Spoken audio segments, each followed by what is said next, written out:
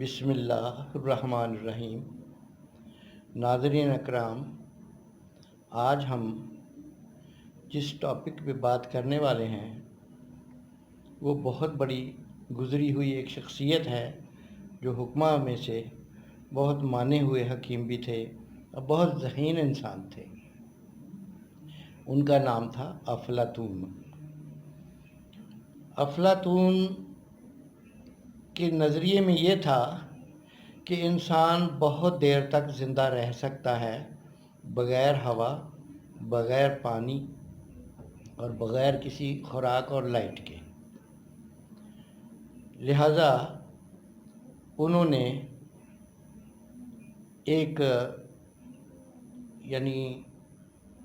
گنبد نما ایک چھوٹا سا اپنا مقبرہ بنایا۔ اس کے اوپر ایک کچا مٹکا، اس میں روغن بادام کو بھر دیا۔ اس کے مسامات سے 24 گھنٹے میں 10-20 ڈرام جو تھے، مطلب قطرے، وہ اس سے رس کے نیچے گرتے تھے، اور انہوں نے خود کو اس زاویے سے بندھوا لیا تھا کہ ان کا سر بالکل موو نہ کرے ادھر، اور وہ قطرے اس کے ہونٹوں پہ گرتے اور وہ ان کو چاٹ لیتے۔ میں یہ بتانا چاہتا ہوں کہ آج کی سائنس، اس کی بنیاد وہی پرانے لوگ ہیں، انہی کے نظریات کو آگے نکھار کر ٹیکنالوجی کو آگے بڑھایا گیا ہے، لیکن بیسک وہی ہے۔ اب دنیا، آج کی سائنس اللہ کے بارے میں نہیں جانتی۔ یہ کہاں سے پتہ چلا کہ مرنے کے بعد انسان کا حساب کتاب بھی ہوگا اور جنت اور دوزخ بھی ہے؟ یہ کہاں سے پتہ چلا؟ آج کی سائنس تو اس کے بارے میں کچھ نہیں بتا سکتی، لیکن اللہ کا نام اور پیغمبروں کا نام بدستور اس زمانے تک پہنچا ہوا ہے۔ وہ بتانے والے کون ہیں؟ پیغمبران اسلام اور کلام پاک جو رسول اللہ محمد مصطفیٰ صلی اللہ علیہ وسلم پہ نازل ہوا۔ تو اصل بنیاد جو ہے اللہ کا وجود بھی انہی لوگوں نے بتایا۔ آج کی سائنس کا یہ تحقیق نہیں ہے۔ مطلب ہماری کہنے کا یہ ہے کہ دنیا کے ہر علم کی بنیاد انہی پرانے اوقات میں جو لوگ پیدا ہوئے، انہی کی بنیادوں پہ آج کی سائنس کی بنیاد ہے۔ تو افلاطون صاحب کو یہ ذہن میں تھا کہ ان کے نظریات میں تھا کہ انسان ہوا، پانی، خوراک، لائٹ، اس کے بغیر دفن ہو کے بھی انسان زندہ رہ سکتا ہے۔ لہذا ان کے نظریات میں، تصورات میں، ان کی سوچ میں یہ تھا کہ روغن بادام، یہ آج جسے لائف جینز کہتے ہیں، اس میں ہے۔ لہذا جیسے ہم پہلے عرض کر چکے ہیں کہ انہوں نے ایک ٹومب بنائی، ایک مقبرہ بنایا اپنا،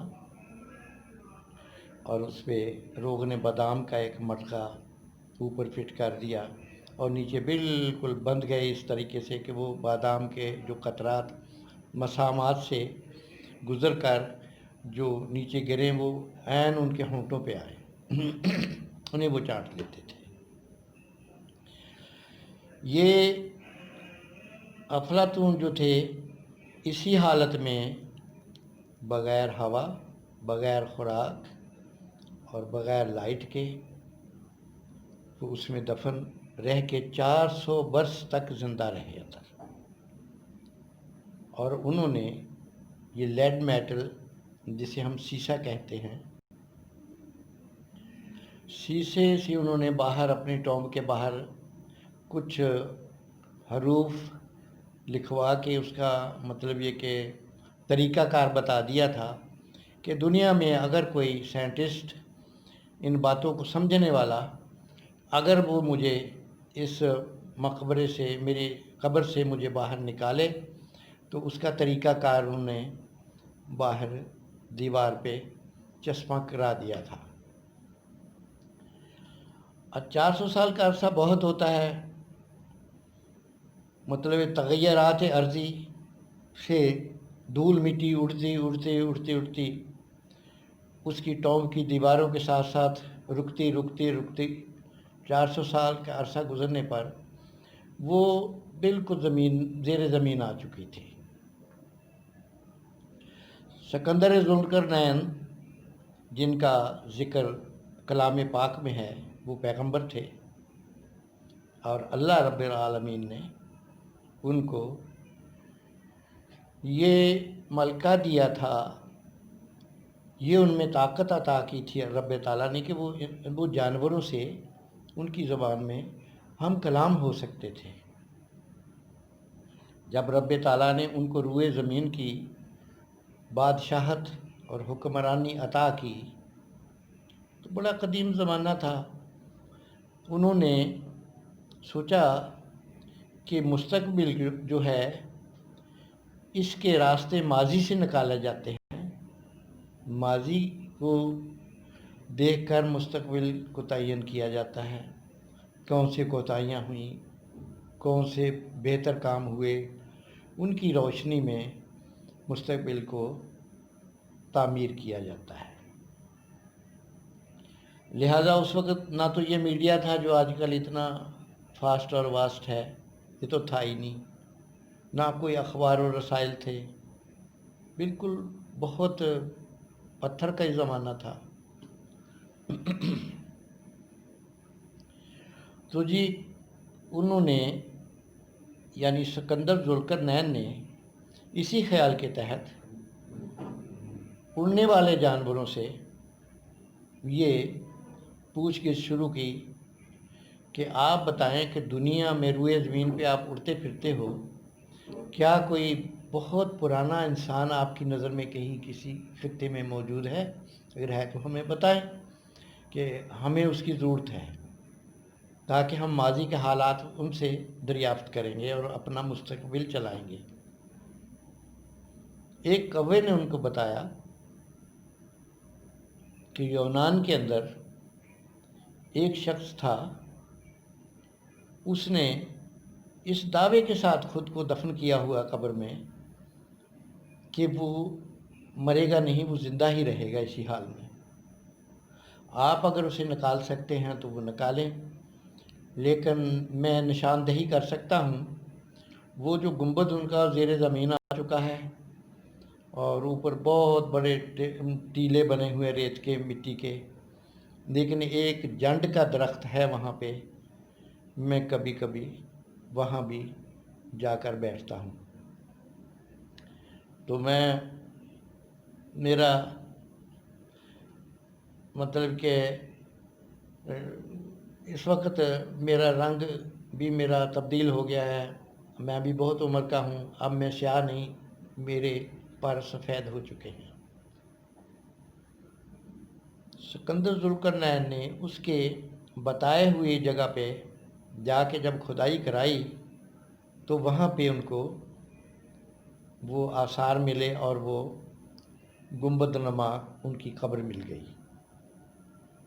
और दीवार पे जो लगा हुआ कतबा था जिसमें तरीक़ाकार लिखा था कि कैसे निकाला जाए, तो वो पढ़ के उन्होंने एक लिखा था कि पहले छोटा सा सुराख डाला जाए 1-2 इंच का, जब हवा कुछ अंदर दाखिल हो जाए फिर उसे ज़रा बड़ा कर लिया जाए, उसके बाद फिर फुट 2 फुट का करने के बाद अंदर रुई अंदर डाल के रुई में मुझे लपेट लिया जाए,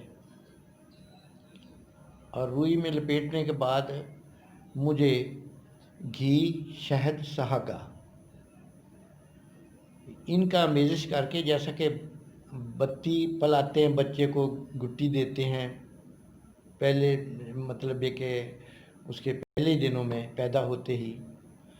तो वो उन्होंने कहा कि घी शहद सागा का आमेज़िश करके वो मुझे बत्ती चुसाने की तरह, बच्चे की तरह वो मुझे चुसाया जाए, मेरे मुंह में डाला जाए, और उसके बाद मुझे हरकत दी जाए, जैसा कि हार्ट अटैक वालों को ऊंधा करके लोग ऐसे उठाते हैं, नीचे गिरते उठाते हैं, ताकि उसमें एक गर्दिश पैदा हो जाए, एक अरताश आ जाए। बस अलकस्र मुक्सर के उन्होंने सिकंदर जुल्करनैन ने ऐसा ही कराया। तो उन्होंने ये लिखा था कि मैं देखने में तो बेहिस हरकत हूँगा, लेकिन मेरी रूह मेरे अंदर मौजूद होगी। ये करने के बाद मैं बिल्कुल सांस भी लेने लगूंगा और मैं बिल्कुल आम इंसानों की तरह होके बैठ जाऊंगा। लिहाजा वो ऐसे ही हो गए। फिर सिकंदर जुल्करनैन ने उनको अपना मशीर सेहत रख लिया और उनसे पुराने ज़माने की बातें पूछी और अपनी हिस्ट्री को आगे बढ़ाया। तो बात यह है कि सिकंदर जुल्करनैन को मैं एक इसमें और भी ये बताता हूँ कि सिकंदर जुल्करनैन जो थे वो फिर बीमार रहने लगे। रोज़ बरोज़ उनका बदन सूख रहा था और भूख ख़त्म हो रही थी। तो उन्होंने अफलातून से ये ज़िक्र किया कि हकीम साहब मुझे देखिए, मुझे क्या है, मेरी सेहत और तवानाई बिल्कुल बिगड़ती जा रही है। तो आपने जब चेक किया, अफलातून ने उनका ब्लड वगैरह चेक किया, तो उन्होंने कहा कि भाई आपको कभी सांप ने काटा है? बोले नहीं, मुझे कभी सांप ने नहीं काटा। मैंने कहा नहीं, सोच लो, तुम्हारे खून में सांप का जहर है। ये कैसे हो सकता है, मुझे कभी सांप ने काटा ही नहीं। फिर हकीम साहब ने ये पूछा कि ये बताओ कि आपने शादी कहाँ की है, आपकी यानी जौज़ा मोहतरमा भी आप कहाँ से शादी की आपने इनसे? तो उन्होंने बताया कि ये मैंने किसी कबीले से नहीं ली, मैं जंगल में कहीं जा रहा था, घोड़े पे सवार था मैं, तो एक औरत, बहुत नफीस खूबसूरत औरत, जवान बरहना बैठी थी, और मैंने उनको अपने शाल वगैरह दे के उनको ढांपा और मैं उसको अपने घर ले आया। मैंने उन्हीं से शादी की है।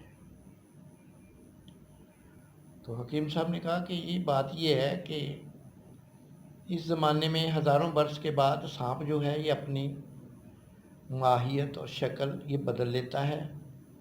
इसमें ये क़ुव्वत आ जाती है कि वो जानवर बन जाए, इंसान बन जाए, कोई शक्लें बन जाए। तो ये रूप धारण सांप है ये, और रूप धार कर ये औरत बनी हुई है।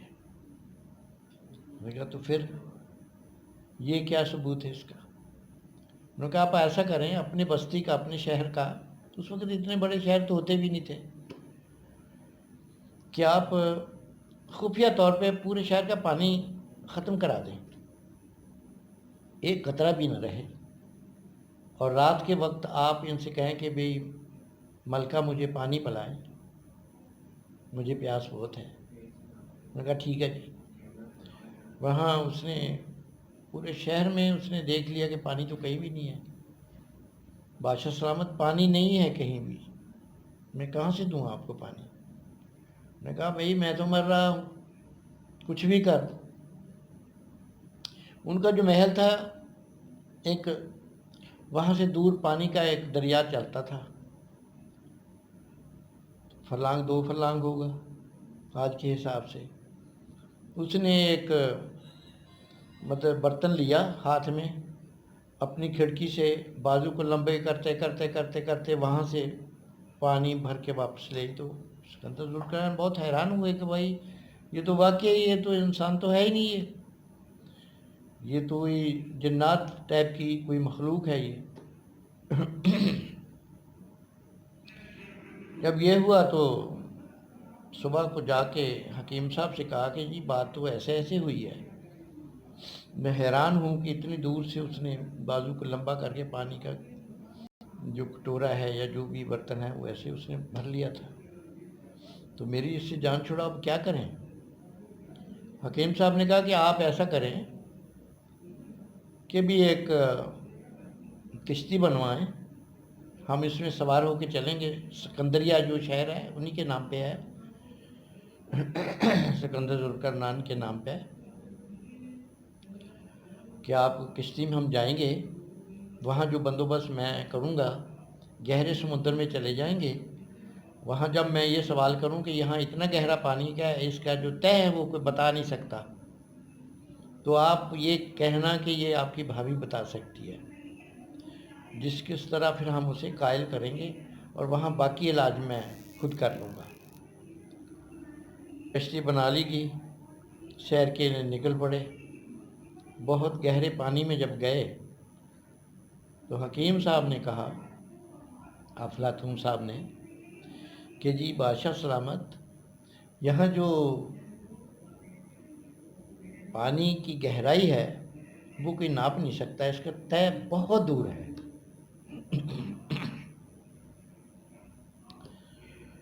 بادشاہ نے کہا، سکندر ذوالقرنین نے، کہ نہیں حکیم صاحب ایسا نہ کہیں، یہ تو آپ کی بھابھی بتا سکتی ہے۔ اس نے کہا جی میں نہیں بتا سکتی۔ انہوں نے کہا کوئی بات نہیں، یہ تو بھائی ہے ہمارا، ساتھی ہے، اس نے کسی کو کون سا بتانا ہے۔ خیر اسے قائل کر لیا، اور اس نے کہا پھر ٹھیک ہے، میں مچھلی کی صورت میں جاتی ہوں، جب میں، آپ انتظار کرو، جب میں دم ہلاؤں تو سمجھ لینا طے تک میرا سر لگ گیا ہے۔ بہت دیر تک بیٹھے رہے، بہت دیر تک بیٹھے رہے، آخر میں اس نے دم ہلائی۔ حکیم صاحب نے نشتر سے، کسی چاقو چھری سے، جو بھی ان کے پاس آلہ ہوگا، انہوں نے دم کے اوپر کٹ لگایا اور جیب سے ایک کشتہ نکالا، لگا دیا۔ جب یہ لگا دیا تو بس وہ وہیں، پھر وہ اپنی ماہیت تبدیل نہیں کر سکتی تھی۔ اس کے ساتھ ایک فلیگ لگا دیا کہ آنے والے جہاز جو ہیں دیکھیں اور وارننگ کے طور پہ کہ اس طرف کوئی آئے نہ۔ تو مدتیں اسی طرح وہ وہیں رہی۔ تو بات یہ ہے کہ حکیم جو گزرے ہیں بہت عجیب و غریب گزرے ہیں۔ انڈیا میں ایک حکیم ہوتے ہیں، ایک وید ہوتے ہیں۔ وید جو تھے ان کو اتنا علم تھا، ایسی ایسی چیزوں کے وہ موجد تھے کہ ویدوں کو مہاراجے اپنے جنگوں میں ایز اے ڈاکٹر رکھتے تھے، اور ان میں یہ صلاحیت تھی کہ کسی کا بازو کٹ گیا، حتیٰ کہ گردن کٹ گئی، تازہ اگر ڈاکٹر وہاں پہنچ گیا ہے تھوڑی لمٹ میں ہی، تو وہ اپنی دوائی لگا کے سر کو وہاں لگا دیتے، یا بازو جو بھی کٹائے لگا دیتے، اسی وقت کہتے چل بھی جنگ میں ہو شامل، پکڑ تلوار۔ وہ پھر کسی راجے مہاراجے نے یہ سارے قتل کروا دیے تھے۔ تو یہ ہے بیٹا، بھائیوں، دوستو، یہ حکیم پرانے ایسے ایسے کارنامے کر چکے ہیں کہ جس کی کوئی آج کے دور میں مثال نہیں ہے۔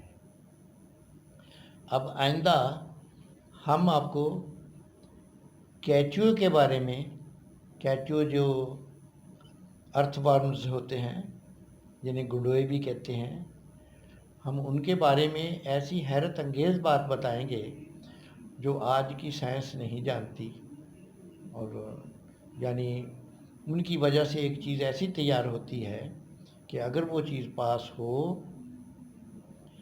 تو اژدہے، شیر، چیتے اور بہت خطرناک جانور جہاں وہ چیز ہے اس کی موجودگی میں وہ کئی میل تک دور بھاگ جاتے ہیں، کیونکہ ان سے اس چیز سے ایسی ریزز نکلتی ہیں۔